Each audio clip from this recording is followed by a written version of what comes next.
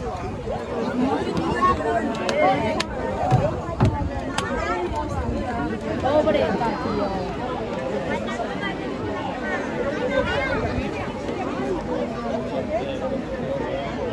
contentes avui d'estar així a Benicarló, a la platja del Morrongo,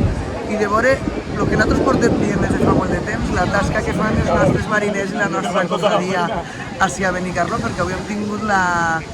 soltada o l'alliberament de 3 tortugues, una altra volta al Mediterrani, i això li hem de donar les gràcies a la nostra cofradia, perquè al fi i a la cap són elles que les pesquen i els que fan perquè puguem tornar a la mar. De faena en fan molta i bona. I menudes tortugues de 60 quilos que han pogut veure i tot el món ha pogut admirar. A més, ha hagut un fet que és un poc contradictori, perquè així al costat estem fent bous, així han tingut una solta de tortugues. Bueno, hem de promocionar la solta de tortugues y cuidar estos animales marinos. El acto de hoy era intentar de alguna manera reconocer a la cofradía de pescadores de Benicarló el trabajo que hacen para salvar a las tortugas en colaboración con el Oceanographic, que es una de las cofradías más activas y que desde el principio del programa de recuperación de tortugas nos han ayudado, colaboran y hacen un trabajo muy brutal porque están ahí al pie de la calle, son los que nos traen los animales, se quedan hasta tarde esperando a que llegue el equipo de rescate, vamos, que lo hacen fenomenal. Pues nosaltres crec que aquest any som la cofradia que més ha recuperat, que més tortugues ha recuperat, i ha enviat al Centre de Recuperació de la Fauna en València, estan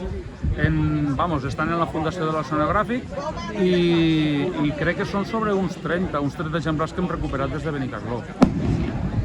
I això per on ho pesqueu? A veure, se pesca per tot. Igual el dia que hi ha mal temps se pesca més a prop de la costa i també se n'agarren moltes per la zona de Columbretes. I a veure, són captures accidentals, però nosaltres quan apleguen a bordo tenim el protocol que ens envien la fundació i les tapem en una toalla, les banyem, no les podem ficar mai dins d'un recipient en aigua, seguim un protocol i després piquem el 112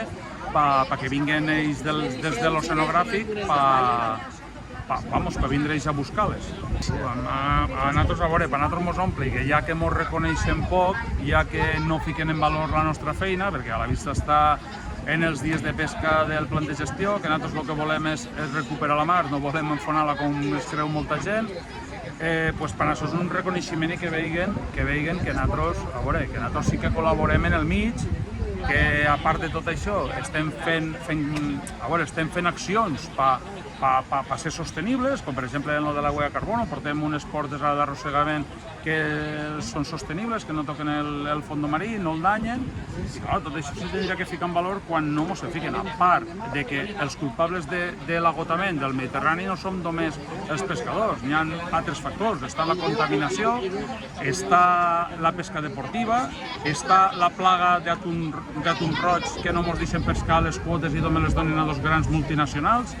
i tot això es tindria que ficar en valor perquè la recuperació ha sigut evident, però els dies de pesca no m'ho han donat més per pescar. Clar, hi ha embarcacions en 100-105 dies de pesca que no són viables i això és el que nosaltres estem reclamant. És més, una empresa que no treballa 10 mesos,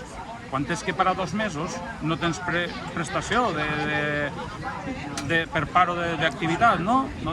I nosaltres el que estem reclamant és això, nosaltres estem reclamant un mínim de 180 dies, que no els treballem, que ne treballem 160, 165, però tindríem que treballar 180 dies.